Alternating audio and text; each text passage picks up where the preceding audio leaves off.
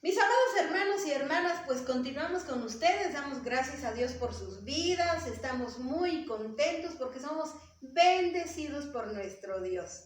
Y bueno, pues continuamos en este mes de la Reforma y en esa semana del 18 al 21 de octubre. Y bueno, para hoy, el tema general es la Reforma Protestante y la mujer. Y para hoy tenemos un tema muy importante y pues le vamos a dejar el tiempo al pastor. Bueno, el día de ayer hablábamos de sacerdotes y sacerdotisas en el Antiguo Testamento. Y en general encontramos que todas las funciones sacerdotales las desempeñaban las mujeres, excepto el sacrificio, es decir, quitar la vida.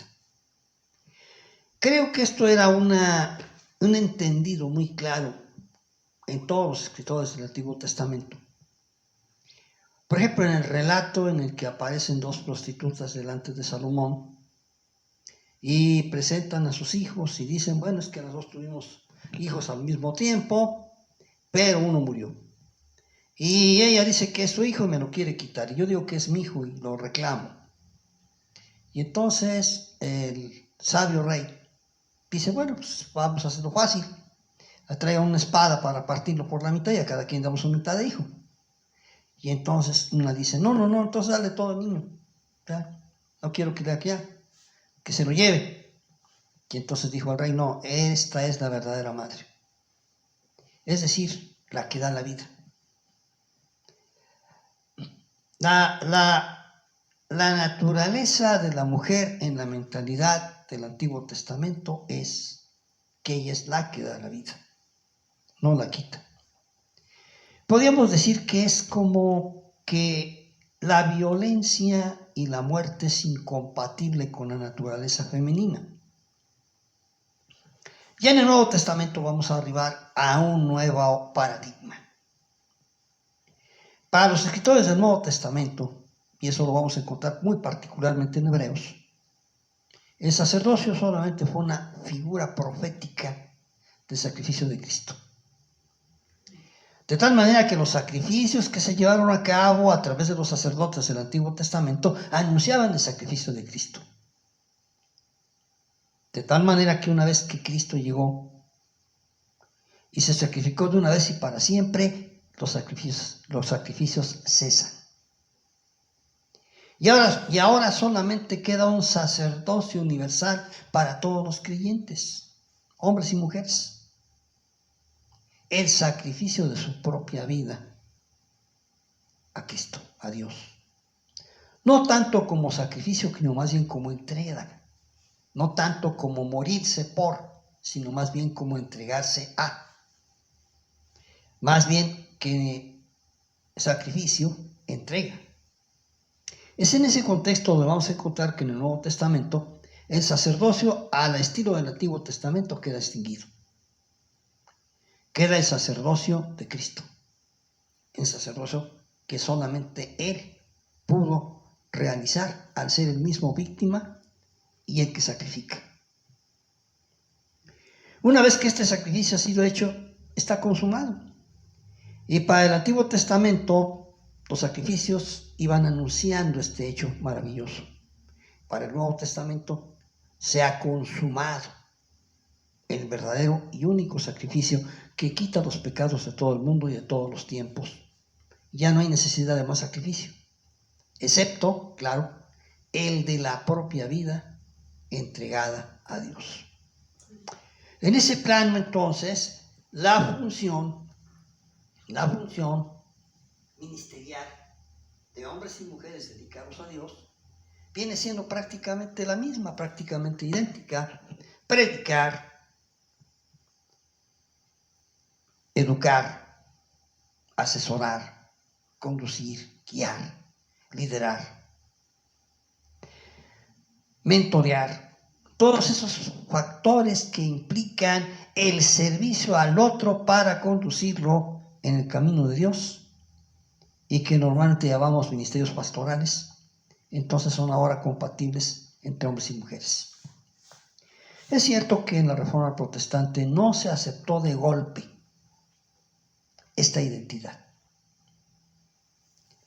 Tuvo que pasar un proceso, sin embargo, en la práctica las mujeres predicaban. En la práctica las mujeres mentoreaban, las mujeres lideraban, las mujeres participaban.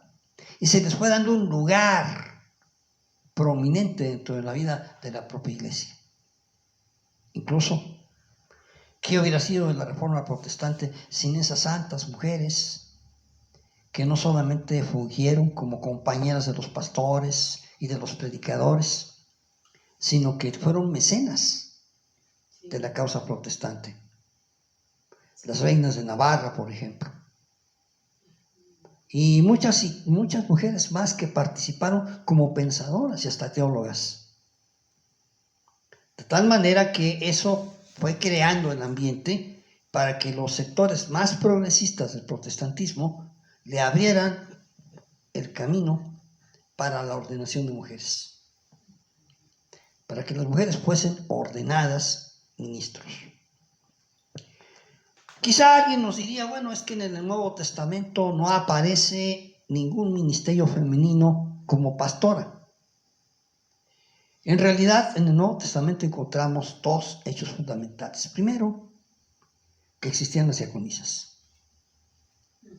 Febe, la diaconisa de Cencreas, de la que habla Pablo en la Epístola a los Romanos, habla de una cosa normal dentro de la iglesia. No era la única, ni la excepción, sino una práctica común.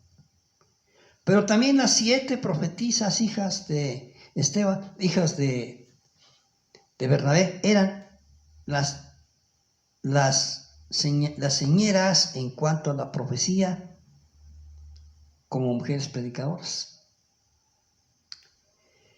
Es interesante, por ejemplo, como cuando Pablo instruye a los requisitos para ser obispo, habla pues que el obispo debe ser una persona que no sea afecta al vino, que sea sabio, que tenga su orden en su casa, y luego agrega, y las mujeres también. Lo que nos permite entender que probablemente ya había obispas. En ese marco es donde nosotros encontramos cómo la Reforma Protestante recibe la herencia del Nuevo Testamento. La herencia del Nuevo Testamento en donde la mujer va ocupando ya un papel de equidad con el varón en cuanto a su servicio a Dios.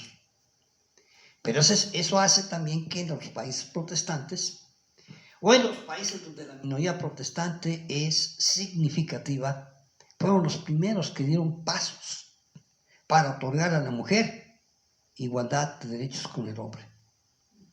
Derecho a voto, por ejemplo, a votar y ser votada. Son cosas que se van dando en los países protestantes, no tanto por su avance económico, político y social, sino más que nada por su avance espiritual en cuanto al impacto de la Reforma Protestante. Una cosa que es interesante notar en todo este ambiente es comprender cómo el principio de que la Biblia es la fuente primaria de la revelación de Dios va impactando el pensamiento de la sociedad en cuanto a otros aspectos, roles de hogar, roles de trabajo, responsabilidades sociales. Y se va ampliando el plano en el que la mujer va ocupando cada día más y más un lugar en plan de equidad con el hombre. Y eso es producto de la Reforma Protestante. La Reforma Protestante le va dando a la mujer un lugar que le han negado otras corrientes teológicas. Y esto es importante subrayarlo. Aún, y eso es muy importante, aún en los movimientos protestantes más retrógradas, vamos a encontrar que la mujer tiene no solo un papel protagónico, sino a veces un papel de jerarquía, y siempre, pero siempre, se respeta su papel como predicadora, como enseñante, como mentora, como alguien que va ayudando a las personas a crecer en Cristo. De ahí, en el Nuevo Testamento ya no encontramos sacerdotes en el sentido del Antiguo Testamento. Por lo tanto, la ausencia de sacerdotisas es por demás.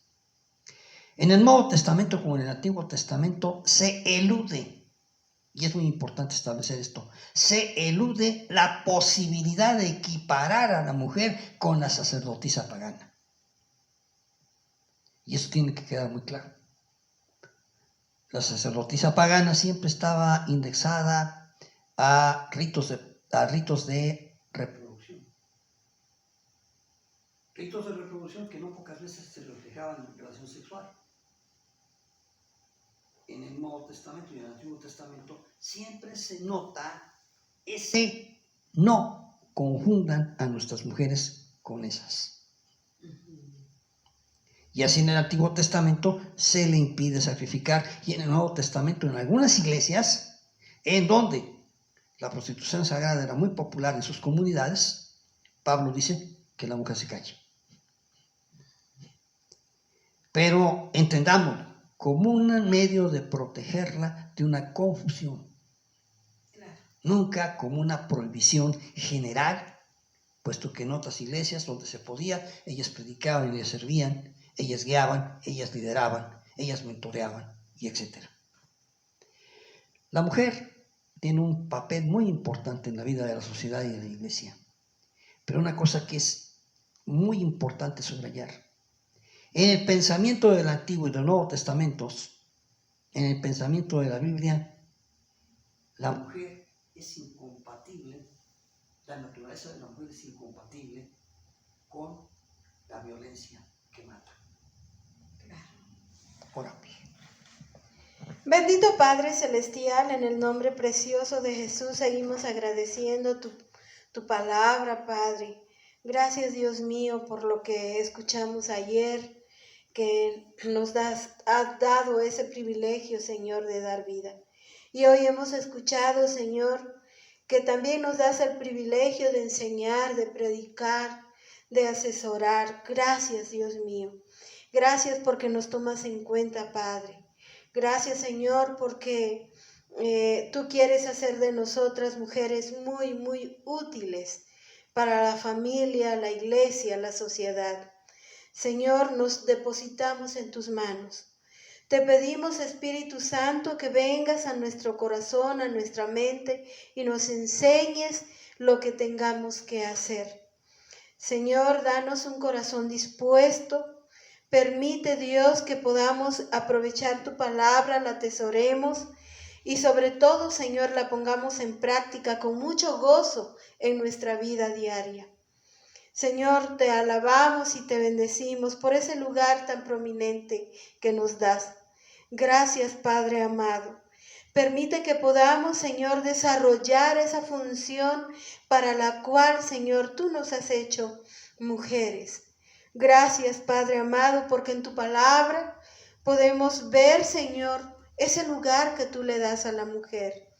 Y nosotras, Señor, te agradecemos y te alabamos con todo nuestro corazón y depositamos nuestras vidas, Señor, para que tú hagas de nosotras, Padre Celestial, una bendición. En cualquier ámbito en el cual nos desarrollemos, que seamos una bendición. Te lo pedimos, Padre, en el nombre precioso de Jesús y en el Espíritu Santo. Amén. Pues hermanos y hermanas, el pastor sigue hablando, ¿verdad?, de la mujer en términos bíblicos, y Dios permita que pues se cumpla esa palabra en nosotras, hermanas, mujeres, ¿verdad?, que edifiquemos nuestra casa. Pidámosle al Señor mucha sabiduría, mucha inteligencia de lo alto, para poder ser aquellas mamás que podamos educar a nuestros hijos en la disciplina del amor de Dios. ¿Verdad? Que podamos nosotros formar personalidades equilibradas, humanamente hablando, pero seres consagrados al Señor, conscientes de que son de Dios, ¿verdad? Y que ellos son nuestra herencia y que nosotros la ponemos a los pies de nuestro amado Señor Jesucristo. Así es que, hermanas, les sigo invitando para que compartan estos videos pues con otras mujeres y juntas podamos aprender de la palabra del Señor. Que Dios me los bendiga mucho y bueno, pues nos vemos el día de mañana.